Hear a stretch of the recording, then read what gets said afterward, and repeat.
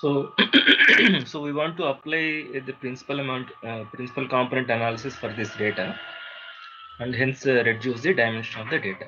Okay, so it's a two-dimensional data where there are two features, feature X and feature Y.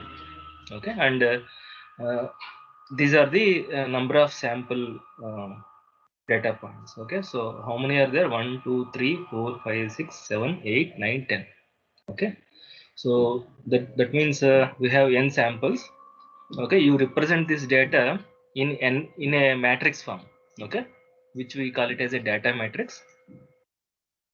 Okay, so that is comprising of 10 rows and 2 columns. Okay, so the number of columns represents the number of attributes or the number of features or the dimension of the data. Okay, so basically, though it is a matrix dimension is 10 by 2, when you see in terms of features, we will call it as a two-dimensional data. Okay, so this two-dimensional data can have 10 samples or 100 samples or 1000 samples or 1 lakh samples. Okay, so what is the procedure? We want to find out covariance matrix of this data matrix. Find out the covariance matrix of this data matrix, and then find out normalized model matrix of that covariance matrix. Okay, and arrange the vectors in that normalized model matrix in such a way that the eigenvalues are in decreasing order. Then how many dimensions you require? That many components you take from that normalized model matrix, and you multiply these components with the adjusted data matrix, so that you will get the projected data. So what is adjusted mean adjusted data matrix means when you have a x data and y data. When you have x data and y data, you compute mean of x data and mean of y data. Mean of x data is generated with x bar. Mean of y data is generated with y bar. Okay, so mean of x data is sum of x values divided by total number of x values. There are 10 x values. So when you do that, you will get 1.81. Similarly, when you find out mean of y data, you will identify that it is 1.91. So then what you do, you create a data adjusted matrix. That means from each of the x values, you subtract mean of x value and create a new matrix. So 2.5 minus 1.81 is 0.69. 0.5 minus 1.81 is minus 1.31. So like that you will get all new values of x. Similarly, from y values, you subtract mean of y values. So 2.4 minus 1.91 is 0.49. 0.7 minus 1.91 is minus 1.21 and so on. Okay. So this is mean adjusted data matrix. Okay. So if you find out the mean of this x matrix, you will identify that this is 0. This is also will be 0. So when means are subtracted from the data, then the resultant mean is going to be 0 and 0. So once you have the data adjusted matrix, you need to compute the covariance matrix. Okay, so to find out the covariance matrix only, we computed this data adjusted matrix. Yesterday I have demonstrated how covariance matrix of this data can be computed in terms of matrices. If you have data adjusted matrix, then covariance of this data, covariance matrix of x data and y data can be computed with this formula 1 by n minus 1 into x transpose into x. What is capital X? Capital X is this adjusted data matrix. Okay, so 1 by n minus 1. What is n? N is 10. So 10 minus 1 is 9. X transpose into x. Okay, so this is a 10 by 2 matrix. X is, and x transpose is 2 by 10 matrix. So 2 by 10 matrix into 10 by 2 matrix is going to be 2 by 2 matrix. So when you multiply these, you will get a 2 by 2 matrix of this one, and I divided these elements with 9. Okay, then you got a covariance matrix. Then you got a covariance matrix. You can see this is a symmetric matrix, and also all the entries are real. Therefore, this is a real symmetric matrix. And there is a theorem in linear algebra saying that every real symmetric matrix is orthogonally diagonalized. That means definitely you are going to get n linearly independent orthogonal vectors from a real symmetric matrix. That is always possible for a real symmetric matrix. So not only eigenvectors, we want an orthogonal vectors. Okay, so when this is a matrix, you know how to find out eigenvalues and eigenvectors. So you compute eigenvalues first. You know how to find out eigenvalues. Write down the characteristic equation, which is determinant of C minus lambda equal to 0, where C is our covariance matrix. Okay, so then you find out the determinant and equate to 0. Because it is a 2 by 2 determinant, you will get a quadratic equation in lambda. Then you can use your calculator and find out the roots of this characteristic equation. Then you will notice that the roots are 1.284 and 0.0492. Okay, so I have written largest eigenvalue as lambda 1, next largest eigenvalue as lambda 2. Next task is to find out eigenvectors corresponding to the eigenvalues, and that also you know very well how to find out eigenvectors corresponding to an eigenvalue. You need to solve the system of linear equations C minus lambda 1 into I x equal to 0. Okay, so then what is lambda 1? 1.2840. So substitute, replace the diagonal elements with the diagonal elements minus this 1.2840. I think I forgot to write here after putting my, so this has to be minus 0.71 minus 1.2840. Okay, so then you will get a matrix, new matrix, and you solve the system. How do you solve the system? You by converting into into echelon form, right? And so this is also not required. Okay, so this is, you can strike out this, you can strike out. Okay, so then what you do, you apply row operations. How do you, what row operations you will apply for getting into row operations? You have to make this entry 0. For that you will be writing R2 gets this element into this plus this element to this into this. That means 0.6674 into R2 plus minus 0.6154 into R1 will give this entry 0. This also entry will be 0. Okay, when you are actually calculating with uh, calculators, you may see 0.0000 some 456, but that has to be rounded to 0, because due to round off errors. Okay, due to round off errors, so you may see some decimal values, but actually these are all the these rows will be 0 because of this row operation. So then the rank is 1 less than 2. That means system will have n minus r linearly independent solutions. That means 2 minus 1 equal 1 independent solutions. That means 1 is free variable. So rewrite this system like this: minus 0.6674 into x plus 0.6154 into y. Okay, then you get a relation between y and x. Okay, so I can get y in terms of x like this. So that is 1.0845 into x. Okay, so if I give any arbitrary value to x, you can get the corresponding value of y, because y is related with the x. So if I consider x equal to k1, then y equal to 1.0845 into k1. So substitute x and y values here, and if you take k1 common, so these are the eigenvectors. These are the eigenvectors corresponding to lambda 1, which is 1.2840. In a similar way, you find out the eigenvectors corresponding to the second eigenvalue. Again, you solve the system C minus lambda 2 into I into x equal to 0. You will get a matrix. Replace the diagonal elements with this value. Okay, and you will get a homogeneous system, and apply again row operations. You make this entry 0. To make this entry 0, multiply this element with this and multiply this element with this and subtract. That is what I did.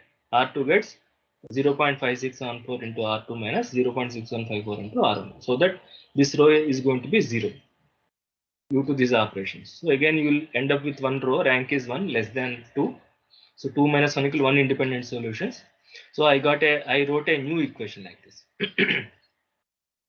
Okay, so you can express y in terms of x or x in terms of y. Okay, initially I thought of writing y in terms of x. but I later changed the relation to x in terms of y, because at a later stage what we want orthogonal vectors. Okay, orthogonal vectors means what? When you take the dot product, that must be 1. Okay, so if you, here also if you take x equal to k1, then that component also will be 1. Okay, so that means you may not be getting orthogonal vectors like this. That's why instead of seeing y again, seeing y as a dependent variable, I wrote x as a dependent variable and y as independent variable. Now I expressed x in terms of y, because y is independent. Now I assigned k2 to y. Therefore, I got x equal to minus 1.0845 into k2. So when I substitute x and y values, now x is dependent. So minus 1.0845 into k2. So when I take k2 common, so these are the values. Okay. Now you see, if you see, this is the first eigenvector corresponding to lambda 1, and this is the second eigenvector corresponding to lambda 2. Okay, so we got two orthogonal vectors. You can see when you find out the dot product, minus 1.0845 plus 1.0845 will be 0. a1 b1 a2 b2, dot product of these two vectors is a1 b1 plus a2 b2. It is going to be 0. So we want that like that. We want an orthogonal set of vectors. That's why I have taken like this. But these are not the candidates. Okay, we want orthonormal set of vectors. So orthonormal set of vectors means what? Divide each vector with its magnitude. Okay, so if I say this as v1, divide v1 with its magnitude. Okay, in inner product sense, magnitude is nothing but norm. Okay, so divide v1 with norm v1, then you will get a unit vector. Again, divide v2 with norm v2, you will get another v2 vector. What is norm of a vector? It is nothing but magnitude of a vector. You know, magnitude of a vector is nothing but under root of sum of squares. That means root of 1 square plus 1.0845 whole square. That is equal to 2.1714 under root. Similarly, this is also sum of squares under root. That is what I have written. So when you divide with this value, you will get a value like this. You will get values like this.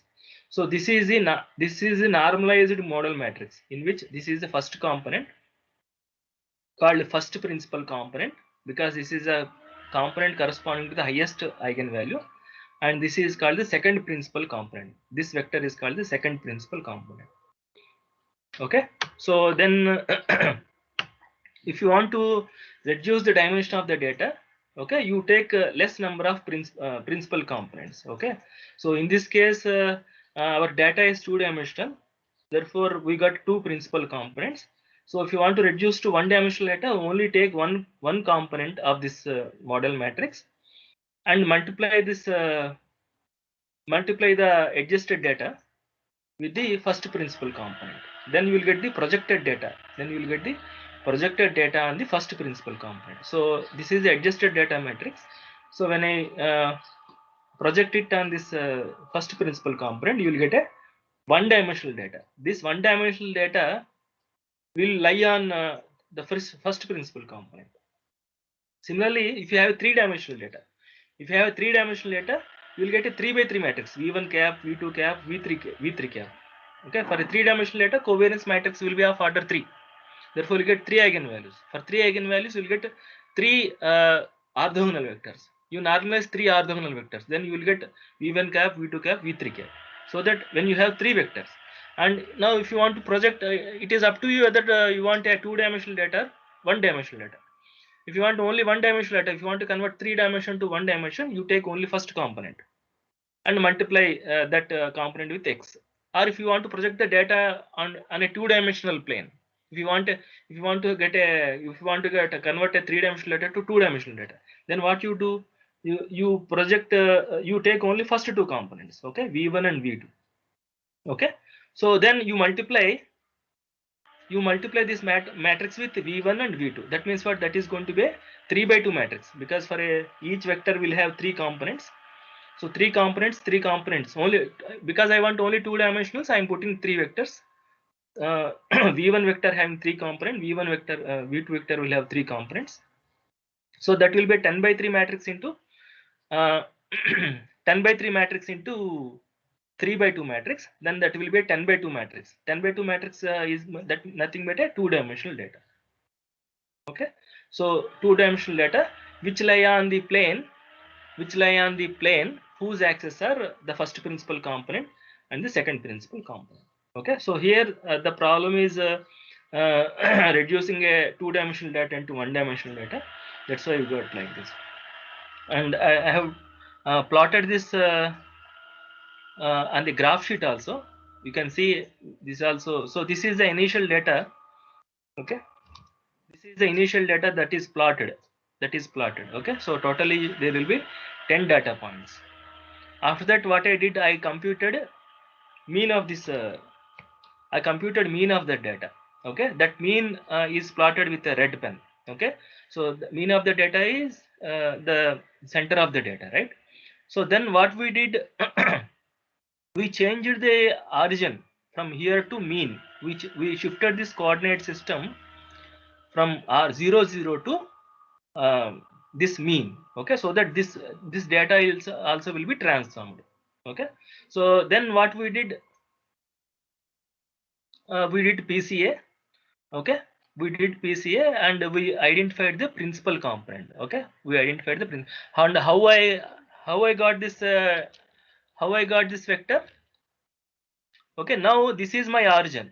Okay, in the transformed coordinate system, this is my origin. X bar and Y bar is going to be origin. And how I am able to identify this uh, first principal component? You have seen the vector, no? What is the vector, first component vector? This one, 0.6779 and 0.7352. Okay, so you find you treat it as a radius vector. Okay, 0.67 or 0.68 0.74 so this is 0, you consider this as 0, this is 1, this is 2, 0, 3, 4, 5 and so on. Here also on y axis 1, 2, 3, 4 like this. Okay, then 0.68 and 0.78. 0.68 and 0.78 is going to be this point, because this point is 1, this point is 1. 0.68 and 0.78 is 74 is this one. Then you join origin with this point, that will give the direction of the eigenvector. Okay, so that means your axis along this principal component only, no?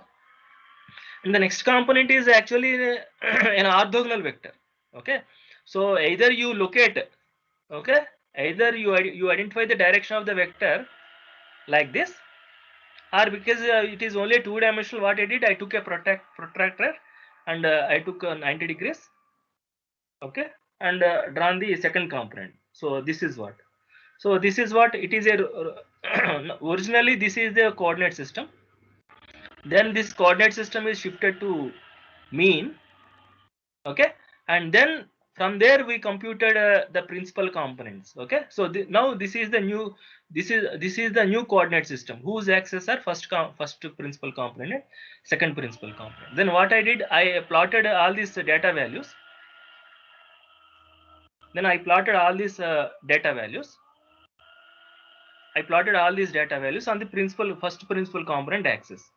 That means what? Now I'm seeing this as x-axis. I'm seeing first component as x-axis. How do you plot all those values? 1, 2, 3, 4. Okay. So I just plotted those values on this x-axis, or first principal component axis. Okay. Now you can see in this. Okay. Or you compare this principal component. Okay, with the original data, which is marked in pencil, with pencil. Now along this direction there is very less deviation along second principal component, you can see. Okay, the deviation is preserved along the uh, first principal component. You can see the original data is spread from here to here.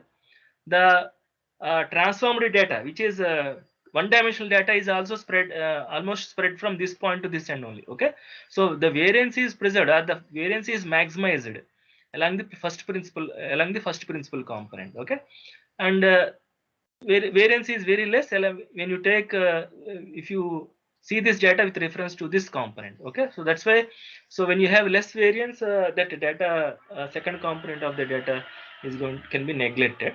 Okay, and you can work on with the one-dimensional data.